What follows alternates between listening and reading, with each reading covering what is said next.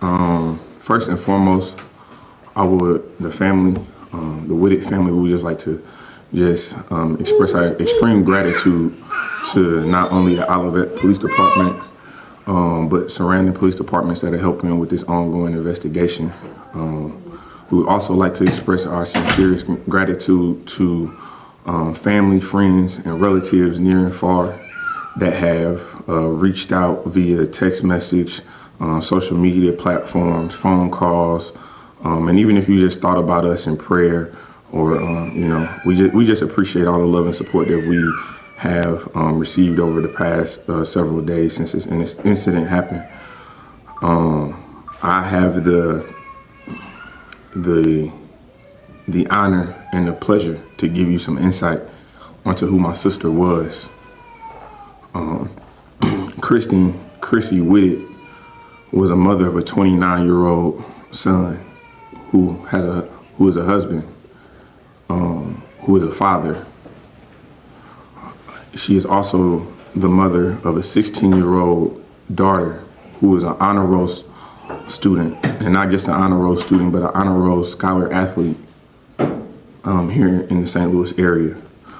I think it's very important that you guys know that about my sister, because that's something that my sister held near and dear. That was the most important thing to her, was motherhood and being able to give everything that she possibly could to her daughter and to her son. Additionally, she was a constant seeker of knowledge.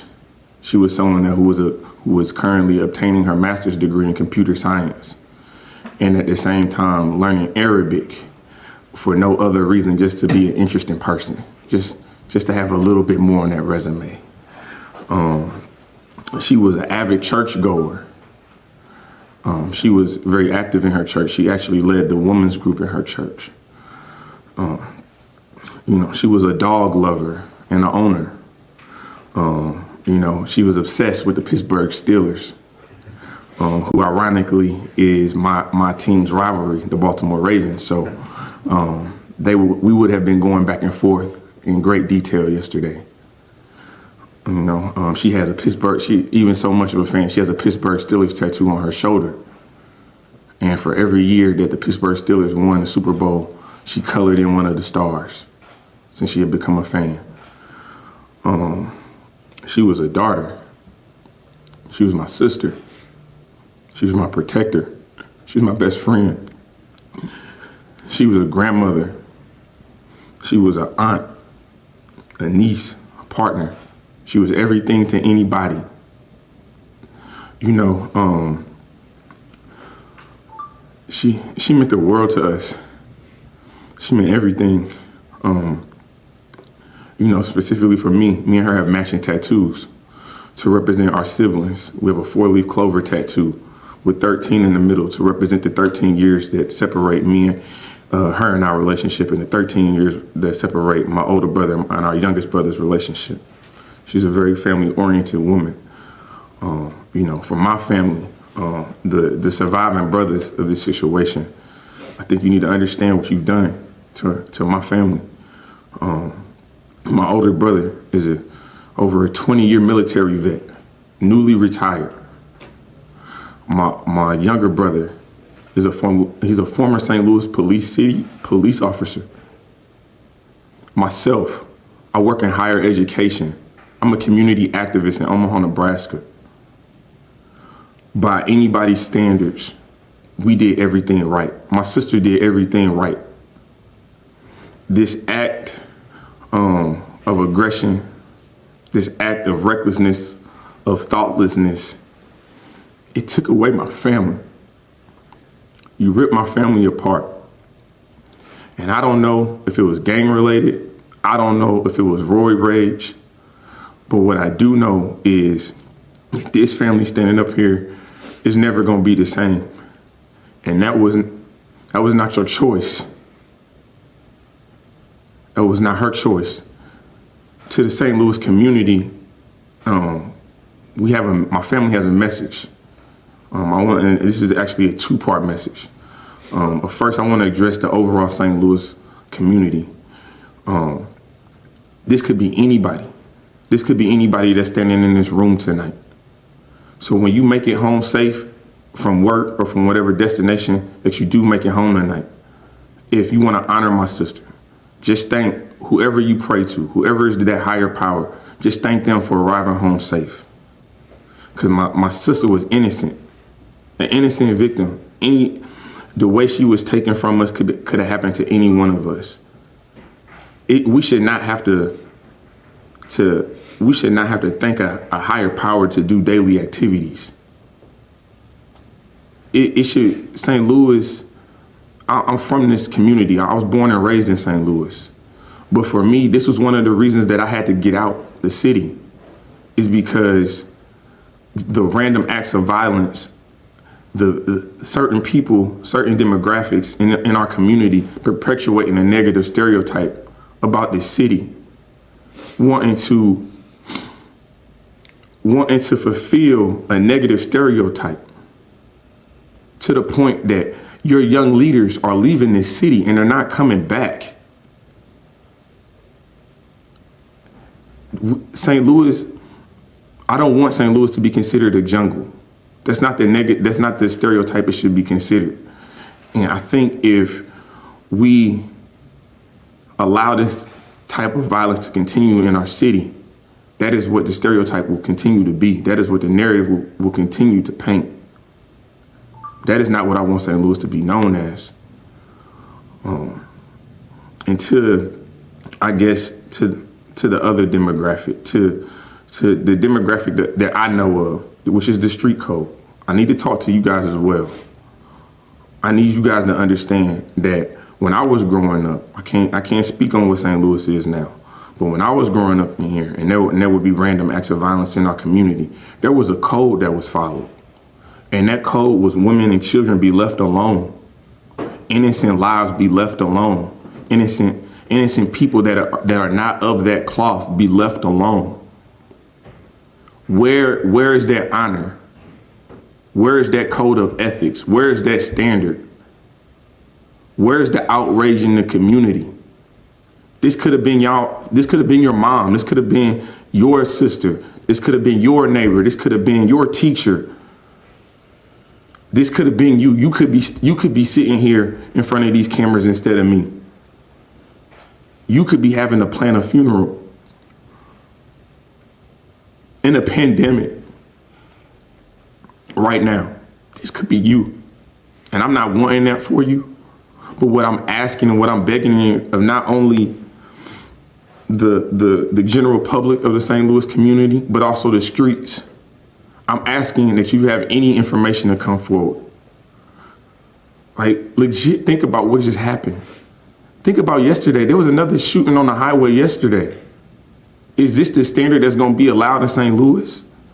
Are we going to go to sleep every night and say, oh, well, that was someone else's family, that doesn't play a part?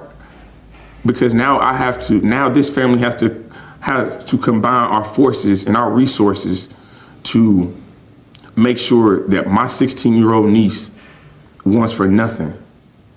And in doing so, that puts additional stress upon my family. I have a wife, I have a daughter that I'm away from because I have to deal with this. But now we have additional stresses because now we have another person that we need to honor. The best way to honor our sister, our daughter, our niece, our partner, whatever that title is by supporting her youngest child. Her youngest child is not going to be able to have her mom in high school graduation. Her mom's not going to be there to put on her prom dress. She's not going to be there to walk her down, see her get walked down the aisle. She's not going to be there for those moments that you're supposed to have with a mother and daughter. You're supposed to have. It's certain things that a mother and daughter are supposed to look forward to, and you took that away.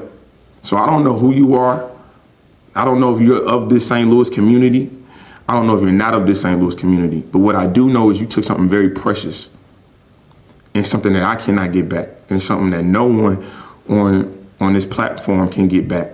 And we will be forever trying to replace and trying to replenish the love that you took away from us. Um, you know, it's almost for me personally, it's almost a parallel universe, because when I hear of rolling gun battles and me being a community activist, these could be the very same people that I'm trying to help. The very same people that I'm trying to help could be potentially the very same people that took my sister's life. And so I feel like I've done everything right by this community. I graduated. I wasn't a troublemaker. No one in my family is a troublemaker. We graduated high school. We graduated various colleges. There's multiple degrees that stand behind me and that sit in this seat. We're a family. We're not of the streets. We don't claim to be. And the only thing that we're asking right now is for help. Help us find who did this to my sister. Help us find who did this to my sister. Because it's not fair. I should be getting ready to celebrate. I was just talking to my sister on Saturday for 45 minutes, and I thank God I got that 45 minutes with my sister. We're talking about Christmas. Christmas. My 16-year-old niece has to have her first Christmas without her mom. That's a burden that I gotta bear. That's a burden that everybody on this stage has to bear. They share the same birthday. Do you know what that day is gonna mean next year? Do you know what you did to that day? My sister died the day after my youngest brother's birthday. Do you understand the magnitude of what you did? My brother's an ex-military vet. He tells me one of the things they teach you in the military is that you're responsible for every bullet that leaves that chamber. Every single one. I don't care if it hit a property damage. I don't care if it hit a tree. You're responsible for that. Y'all shot my sister for making a conscious decision to worry about her health, her physical and her mental health. That is not right. That is not fair. That is not what I have been brought up to believe. I have been brought up to believe that this city genuinely cares about every single person of this community. I've been brought up to believe that St. Louis is a melting pot of diversity and of culture and of support. So right now I'm challenging everything that I've ever learned about this city in my 32 years of proudly being a St. Louisan. I'm challenging this city to not sit and rest for just the police to figure out what happened. I know in this day and age how big of a deal social media is. I know in this day and age, as an automobile owner, we sometimes protect ourselves from any type of incoming danger, whether it be announced or unannounced, by video cameras attached to our phones. I know that someone has this recorded, even if it's 10 seconds, even if it's a 3-second clip, even if you're sitting down eating dinner. I don't even know when this is airing. When you're sitting down eating or drinking, if you just have a flash of a memory, because this happened on the highway. So there's two things I know for sure. They got on the highway and they got off the highway. Someone knows something. And I'm not saying you gotta go around and beat on your chest, but I'm saying talk to the police. You can be anonymous. If you don't want to talk to the police and let them know who you are, you can be anonymous. At this point, they're gonna take those anonymous tips. We're looking for anything. I'm looking at social medias, Facebook posts, Instagram posts. I'm looking on various platforms. I'm checking YouTube. I'm looking for everything I possibly can, because I know this was recorded. And I know that somebody has something, and somebody has said something to a friend. They might have said something in secrecy. This does not need to be a secret. This does not need to be a secret. Do not let my sister's case go cold. Do not let my sister's legacy go cold. She's not gonna go cold for the people up here. We're gonna make sure that she lives on forever. But for St. Louisans, think about this. Are we really getting to the point where you have to make a conscious decision between going to the grocery store and your life? That's where we're at right now. The very same people that are recording this right now could walk out of this police department, be traveling home, or be traveling to their next destination and really be in the wrong place at the wrong time and never make it. That could be anybody. Bullets don't have an identity. These are not personalized bullets that you're shooting.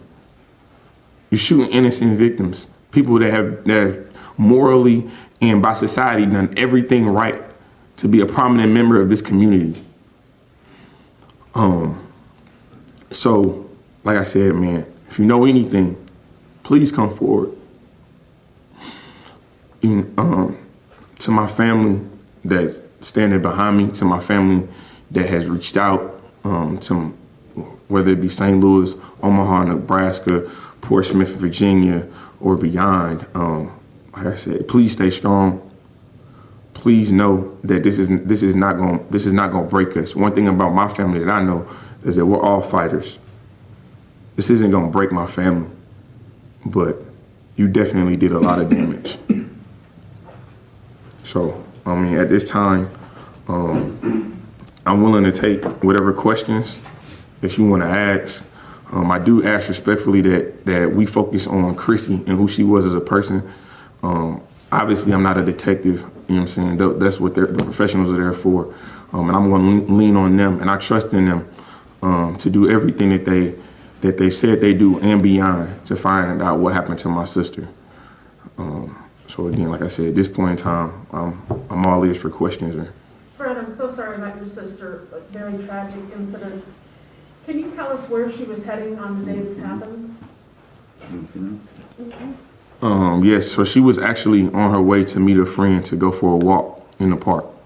Was this a kind of a normal? This was a daily activity. This was a daily routine. That's why her friend was so, and I thank God for that. She was so aware and didn't just rest on her laurels. She made those phone calls. She didn't get the response she was looking for.